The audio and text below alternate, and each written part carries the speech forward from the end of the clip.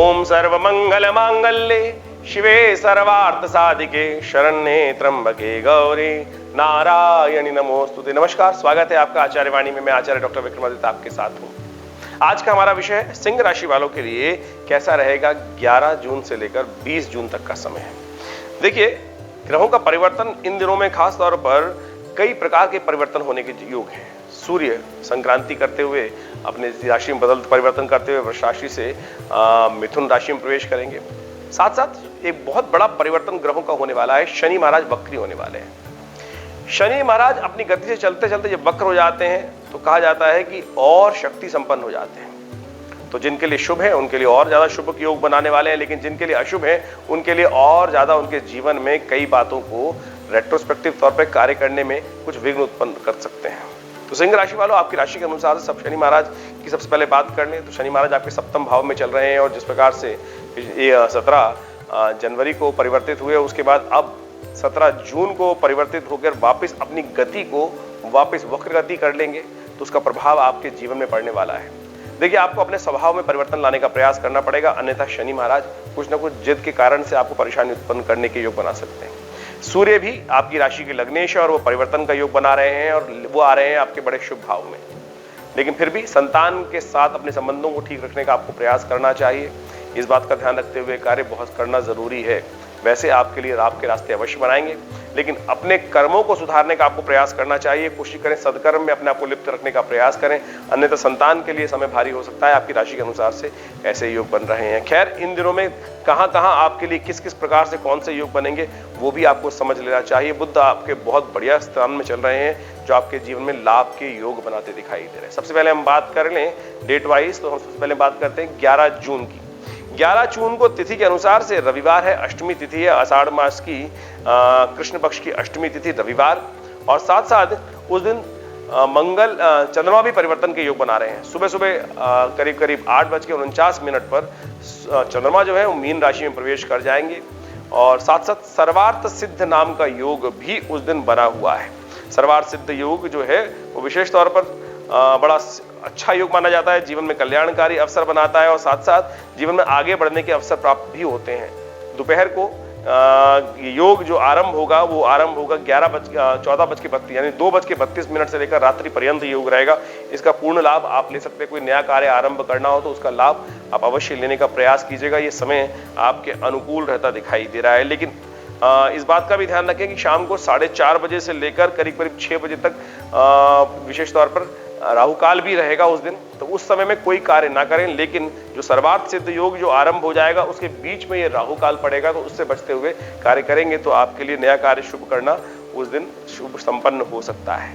चंद्रमा मीन में चल रहे हैं। चंद्रमा अष्टम भाव में चलना थोड़ा सा हानिकारक हो सकता है। मनोवृत्ति को थोड़ा पॉजिटिव रखने का आपको प्रयास करना चाहिए, नहीं तो थोड़ा सा ऐसा भाव हो सकता है मन में कि जीवन में कुछ रस आ नहीं रहा है, थोड़ा सा विरक्ति का भाव मन में उत्पन्न हो सकता है। तो उसको हटाते हुए जीवन में जिस प्रकार से है वर्तमान में रहते हुए अपने आप को परमात्मा का थोड़ा सानिध्य लेने का प्रयास करें। रविवार का अवसर, अष्टमी का दिन इतना सुंदर, माँ दुर्गा जी के लिए अष्टमी का तिथि, और साथ साथ इस बात का और ध्यान रखें कि रविवार का अवसर बन जाता है तो माँ दुर्गा की आराधना करें। सर्वमंगल मांगल्ये शिवे सर्वार्थ साधिके शरण्ये त्र्यंबके गौरी नारायणी नमोस्तुते, इस मंत्र का जप करें। देखिए, पॉजिटिविटी आपके अंदर उदय होगी और कल्याणकारी योग बनेंगे। वहीं 12 जून की यदि हम बात करें तो 12 जून को सोमवार का अवसर है, और साथ साथ चंद्रमा जो आपके बड़े जिस प्रकार चल रहे हैं थोड़ी सी क्षीणता है, लेकिन अपने मन को परमात्मा के आनंद में लगाने का प्रयास करें। थोड़ा सा भजन भी कर लें, शिव का दिन है, कोशिश करें ओम नमः शिवाय का जप करके दिन का आरंभ करें।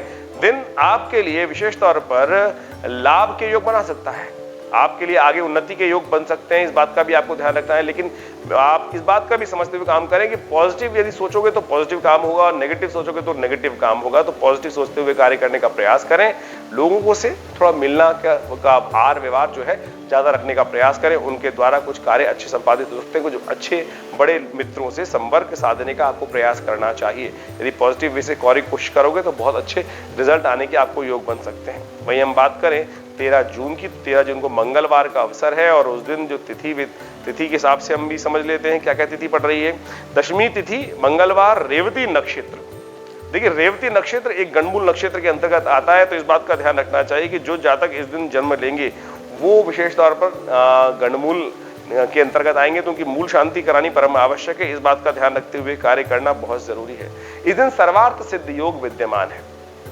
करीब करीब दोपहर को 3:32 से सर्वार्थ सिद्ध योग आरंभ हो जाएगा। कोई भी नया कार्य करना है तो इसका शुभ लाभ आप ले सकते हैं। लेकिन भद्रा जो है वो सुबह 9:28 तक रहेगी। तो यानी सुबह 9:28 तक का समय थोड़ा भारी है।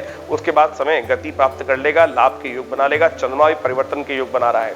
दोपहर को करीब करीब 13 यानी 1:32 पर चंद्रमा जो है वो मेष राशि में प्रवेश करेंगे और साथ साथ गजकेसरी योग का निर्माण कर लेंगे आपके बृहस्पति के साथ। तो आपके अंदर पॉजिटिव चेंजेस, लाभ की स्थिति, यानी सुबह के बनस्पत शाम आपके लिए ज्यादा आनंददायक हो सकती है।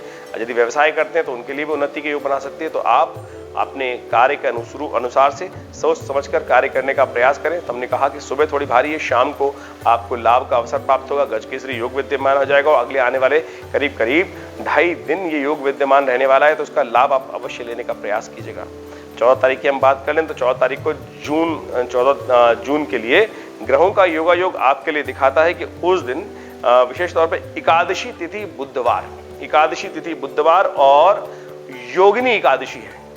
भगवान विष्णु की उपासना, भगवान कृष्ण की उपासना करने का सबसे शुद्ध दिन माना जाता है।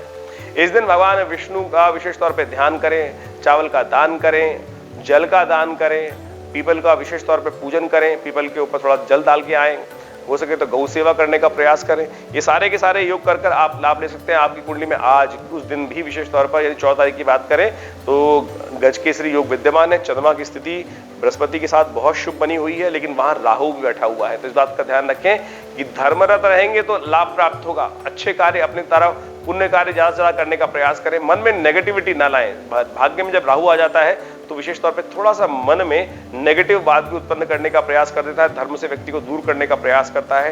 यदि धर्म से दूर रहेंगे तो जीवन में कुछ कष्ट आने के योग बनेंगे, और यदि धर्म के साथ चलेंगे, परमात्मा का भजन करते रहेंगे तो सब शुभ होता चला जाएगा। इस सिद्धांत को मानकर आप काम करने का प्रयास कीजिए। अभी राहु यहाँ पर आपके भाग्य में करीब करीब 4 महीने और बैठने वाले हैं। तो इस बात का ध्यान रखिएगा, धर्म से दूर मत होइएगा और सब कुछ केवल एक छोटे से के तिल की ओट से सब कार्य ठीक कर सकते हैं। परमात्मा का नाम ओम नमः शिवाय का जप कर कर आप अपने आने वाले 4 महीने को सुधार सकते हैं। तो इस बात को बड़े आनंद से समझते हुए कार्य करने का आपको प्रयास करना चाहिए। और जैसा हमने कहा एकादशी का तिथि है तो कम से कम इस दिन व्रत रखें, सबसे श्रेष्ठ उपाय है, कल्याणकारी योग बनेंगे। 15 तारीख की हम ग्रह गणना की समझें तो 15 तारीख को संक्रांति है। आषाढ़ मास के शुक्ल पक्ष की जो तिथि है वो द्वादशी तिथि पड़ रही है और उस दिन त्रयोदशी का योग भी बन जाएगा, तो प्रदोष भी बन जाएगा। प्रदोष और विशेष तौर पे समझे प्रदोष का तिथि और साथ साथ संक्रांति और साथ साथ बृहस्पतिवार, ये बड़ा शुभ योग है और इसके द्वारा विशेष तौर पर बड़े लाभ के योग बन सकते हैं। संक्रांति यदि बृहस्पतिवार को पड़ जाए तो कहा जाता है कि ब्राह्मणों को यथाउचित भाव से सेवा करने का प्रयास करना चाहिए। एक कलश में चने की दाल भरकर आप यदि उनको दान करें, किसी ब्राह्मण को किसी गौशाला में दे देंगे तो बहुत सुंदर योग बनेगा। ये समस्त प्रकार के अनिष्टों को दूर करने वाला रहेगा। उस दिन प्रदोष तिथि भी है, तो प्रदोष तिथि के अनुसार से शाम के समय भगवान शिव का विशेष तौर पर आराधना करने का शास्त्र में नियम बताया जाता है। कोशिश करनी चाहिए कि इस दिन यथाउचित भाव से शाम के समय प्रदोष काल जिस दिन हो, प्रदोष तिथि हो, उस दिन प्रदोष काल में भगवान शिव का स्तवन विशेष तौर पर बिना भूले करने का प्रयास करना चाहिए। ये समस्त प्रकार के आपके परिवार के कष्टों को दूर करने वाला रहता है। ग्रह गणना के अनुसार से जो आपके लिए योग चल रहे हैं वो बड़े शुभ चल रहे हैं और गजकेसरी योग आज भी विद्यमान है, आपके लिए रात्रि तक रहेगा। करीब करीब रात्रि में 2 रात को 8:23 तक रहेगा। उसके बाद चंद्रमा परिवर्तन करने का योग बना लेगा और ये चंद्रमा का परिवर्तन भी शुभ रहने वाला है। तो इसलिए आपके लिए ग्रह गणना शुभ दिखाती है। आगे बढ़ने का आपको कार्य करना चाहिए, आपको पॉजिटिव रिजल्ट्स प्राप्त होने के योग बन सकते हैं, अच्छी अच्छी सूचना प्राप्त होने के योग बन सकते हैं। तो इसका लाभ आप लेने का प्रयास करें। संक्रांति का पुण्य शाम को रहेगा।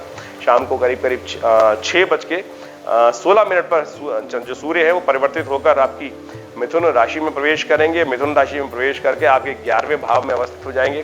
तो इस बात को समझते हुए कार्य आपको करना चाहिए कि संतान के लिए निमित्त आज अवश्य छोटा सा कार्य कर लेना चाहिए। आज जैसे चने की दाल का हमने दान करने को कहा, तो संतान का हाथ लगा के दान करवाइएगा, उसके कष्ट दूर करने के योग बन पाएंगे, क्योंकि आने वाले समय में 1 महीने में संतान के लिए आपके ग्रह योग भारी दिखाई देते हैं। अब हम बात करें 16 जून की, तो 16 जून को शुक्रवार का अवसर है और उस दिन जो तिथि है वो विशेष तौर पे उदय तिथि त्रयोदशी विद्यमान है। शुक्रवार का अवसर है और मासिक शिवरात्रि का योग है। भगवान शिव को प्रसन्न करने का योग है शुक्रवार और महाशिवरात्रि का दिवस। तो कोशिश ये करें मासिक महाशिवरात्रि भगवती महालक्ष्मी की प्राप्ति के लिए शुक्रवार का और शिवरात्रि का योग पड़े तो विशेष तौर पर शिवरात्रि के दिन कहा जाता है कि बिल्व पत्र भगवान को जो अर्पित करते हैं उनके समस्त प्रकार के कष्ट दूर होते हैं और अलक्ष्मी जीवन से दूर होती है और लक्ष्मी की प्राप्ति कृपा बनती है। तो कोशिश करें ओम नमः शिवाय का जप करते हुए कम से कम 5 बिल्व पत्र भगवान को अवश्य अर्पित करें। सुबह सुबह जीवन में कल्याण के योग बनेंगे। ग्रह गणनाएं विशेष तौर पर आपको पॉजिटिव तरफ ले जाती दिखाई दे रही हैं। एक बात का ध्यान रखिएगा, भद्रा विद्यमान है उस दिन सुबह 8:34 से लेकर रात्रि में 8:52 तक ये भद्रा विद्यमान रहेगी।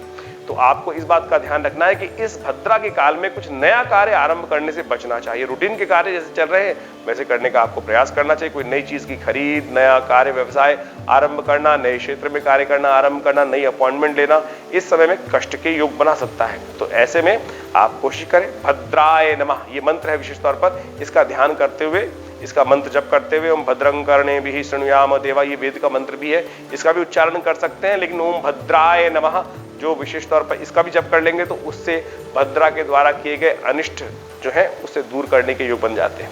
तो देखिए तिथि जिस प्रकार से हमने बताई कि आज चंद्रमा का योग जो है आपकी राशि के अनुसार से शुभ दिखाई देता है और पॉजिटिव रहने के हुए लाभ प्राप्त हो सकते हैं। लेकिन एक बहुत खास योग बन रहा है। इस दिन यथाउचित भाव से दान करने से, सहयोग करने से, लोगों के सहयोग करने से आपके लिए उन्नति का मार्ग प्रशस्त हो सकता है। विशेष तौर पर गरीब परित्यक्त महिलाएं जो दिखाई दी जाएं उनके लिए अवश्य कुछ न कुछ दान पुण्य करने का प्रयास करें, आपके लिए शुभ योग बनेगा। हम बात कर लेते हैं 17 जून की। 17 जून को ग्रह गणना विशेष तौर पर दिखा रही हैं बहुत बड़ा परिवर्तन होने जा रहा है। शनि महाराज परिवर्तन की तरफ जा रहे हैं। शनि महाराज रात्रि में 10:19 पर सीधी चाल से चलते हुए वक्र गति को प्राप्त कर लेंगे, उल्टे हो जाएंगे और इनकी गति वापस डिग्रियां घटनी शुरू हो जाएंगी। जिस प्रकार से गति को आगे बढ़ा रहे थे और कहा जाता है कि वक्री ग्रह और ज्यादा शक्ति संपन्न हो जाता है। जैसे आप माने आपकी गाड़ी में रिजर्व का गियर होता है, रिवर्स का जो गियर होता है वो अकेला ही गड्ढे से गाड़ी को बाहर निकालने में बड़े कई प्रकार लाभ देता है। कई बार जितना फ्रंट के जो पहला गियर है उतना लाभ नहीं देता, लेकिन बैक गियर उससे ज्यादा शक्ति संपन्न बन जाता है। तो ऐसे में इस बात का ध्यान रखें शनि शक्ति संपन्न हो जाएंगे। और आपकी राशि के अनुसार शनि महाराज सप्तम भाव में चल रहे हैं। सप्तम भाव में यदि एक बात समझे कि थोड़ी सी नेगेटिविटी अपने जीवन में आई, जिद आई, तो वो कष्ट के योग बना देगी। तो इसलिए शनि का प्रतीक है जिद, शनि का प्रतीक है आलस, शनि का प्रतीक है विशेष तौर पर कार्यों को धीरे धीरे करने की आदत मन में आ जाना है। इसलिए अलर्ट होकर काम करने का प्रयास करें। शनि के निमित्त आज साबुत उड़द का दान करने का प्रयास करें। शनिवार का अवसर है, साथ साथ अमावस्या की तिथि भी पड़ रही है। तो ऐसे में कोशिश ये करें विशेष तौर पर पितरों के निमित्त कुछ ब्राह्मणों का कुछ अन्न का दान करें। सब एक प्लेट लेकर भोजन का अच्छी से लगाकर या तो गौशाला में भिजवा दें या किसी ब्राह्मण को सम्मान सहित भोजन कराएं। तो उससे आपके पितृ संबंधित कष्ट भी दूर होने के योग बनेंगे। इस बार अमावस्या 2 पड़ रही हैं। पैतृक कार्यों के लिए अमावस्या 17 तारीख को रहेगी और 18 तारीख को दैव कार्यों के लिए अमावस्या प्रशस्त दिखाई देती। तो उस दिन गौ को ग्रास अवश्य देने का प्रयास करना चाहिए। 18 जून की हम बात करें तो देखिए शनि महाराज वक्र गति को प्राप्त कर चुके हैं और उदय तिथि जिस प्रकार से उदय होंगे सूर्य, तो उसके बाद से अपना पूरा प्रभाव शनि महाराज दिखाने के योग बनाएंगे। तो 18 जून को अमावस्या तिथि है, आषाढ़ की अमावस्या, और साथ साथ उस दिन मिथुन में विशेष तौर पर चंद्रमा प्रवेश कर रहे हैं। चंद्रमा प्रवेश सुबह 5:13 पे कर चुके हैं और विशेष तौर पर यह समझें कि यह दिन आपके लिए ग्रह गणना के अनुसार से उचित दिखाई देता है। आपको अपनी सामर्थ्य के अनुसार से भगवान सूर्य को जल अवश्य देना चाहिए, सूर्य को अर्घ्य दें, गेहूं का दान करें और बहुत शुभ ये होगा कि आपने विशेष तौर पर गौ की सेवा करें, गायत्री का थोड़ा जप कर ले, अपने पितरों के निमित्त तर्पण कर ले। ये तिथि विशेष तौर पर अमावस्या है और कहा जाता है कि अपने पितृदोष से निवृत्ति प्राप्त करने के लिए ये तिथि बहुत शुभ है, इसलिए अवश्य कार्य करना चाहिए।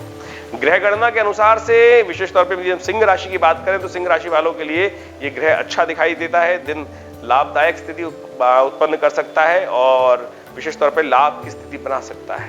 तो इस बात का ध्यान रखते हुए कार्य करेंगे तो बड़ा शुभ रहेगा, आपको आगे बढ़ने का प्रयास करना चाहिए। 19 तारीख का दिन बहुत खास है। 19 तारीख को सोमवार का अवसर है और आषाढ़ की प्रतिपदा तिथि है। इस दिन गुप्त नवरात्रि आरंभ हो रहे हैं। गुप्त नवरात्रि गुप्त मनोकामनाओं को पूर्ण करने का दिन, गुप्त रूप से आराधना करने का दिन, माँ भगवती को प्रसन्न करने का दिवस है।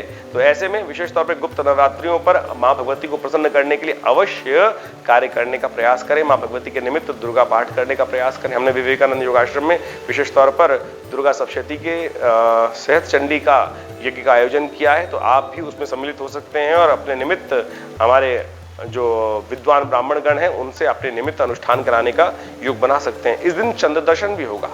इस दिन चंद्र दर्शन जो है विशेष तौर पे जो है वो बहुत उन्नति का योग बनाने वाला है। ऐसे में चंद्र दर्शन करने के उपरांत शाम को भगवती का दर्शन करें। माँ भगवती के निमित्त सर्वमंगल मांगल्ये शिवे सर्वार्थ साधिके शरण्ये त्र्यंबके गौरी नारायणी नमोस्तुते इस मंत्र का यथाउचित भाव से जप करें। ग्रह आपके लिए लाभ की स्थिति उत्पन्न करते दिखाई दे रहे हैं और आपकी मनोकामना पूर्ति के योग बनते दिखाई दे रहे हैं। ऐसे में यदि आप भगवान माँ भगवती पार्वती का ध्यान करते हुए दुर्गा सप्तशती का पाठ करें, नारायण मंत्र का पाठ करें, तो आपके लिए बहुत कल्याणकारी योग बन सकते हैं। 20 तारीख की यदि हम बात करें तो उस दिन मंगलवार का अवसर है, द्वितीया तिथि उदय तिथि है और चंद्रमा का परिवर्तन होने के योग हैं और साथ साथ उस दिन बुध भी अस्त की तिथि जा रहे हैं। ये तिथि मनोरथ द्वितीया के नाम से जानी जाती है। मनोरथ सिद्ध करने के योग बन सकते हैं और ऐसे में विशेष तौर पर एक बात समझें, गुप्त नवरात्र आरंभ हो चुके हैं। माँ भगवती ब्रह्मचारिणी जी का ध्यान करते हुए उनका पूजन करें। ग्रह गणना दिखाती है कि कुछ खर्चे अधिक होने के योग दिखाई देते हैं, सावधान होकर कार्य करने का आपको प्रयास करना चाहिए। शाम के समय कुछ बेकार के खर्चे आपके जिम्मे पड़ सकते हैं। गाड़ी बड़ी जो भी चला रहे हैं हर चीज में सावधानी रखें, अन्यथा कोई जुर्माना होने का योग भी बन सकता है। तो बेकार की पेनल्टी से बचने का प्रयास करें, बेकार के खर्चे ना पालें। कहीं पार्टी में जाएं तो कुछ लोग दोस्त आपसे ज्यादा खर्चा करा दें। बाजार में जा रहे हैं तो सामान बेकार ना पड़ जाए, इस बात का भी ध्यान रखते हुए आपको कार्य करने का प्रयास करना चाहिए।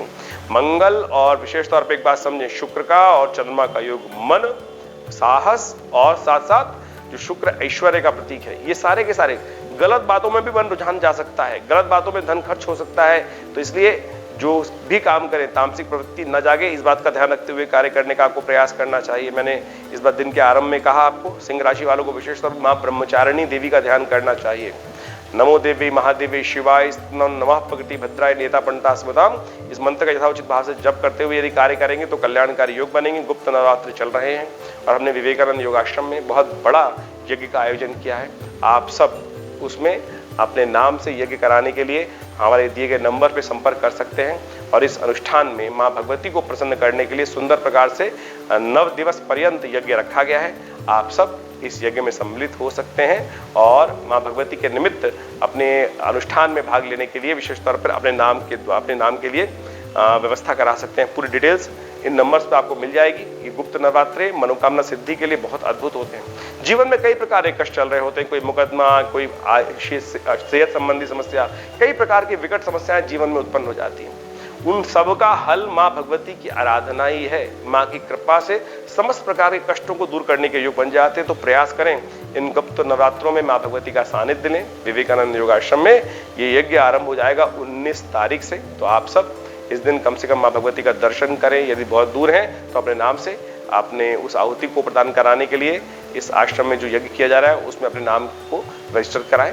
कल्याण के योग बनेंगे। धन्यवाद।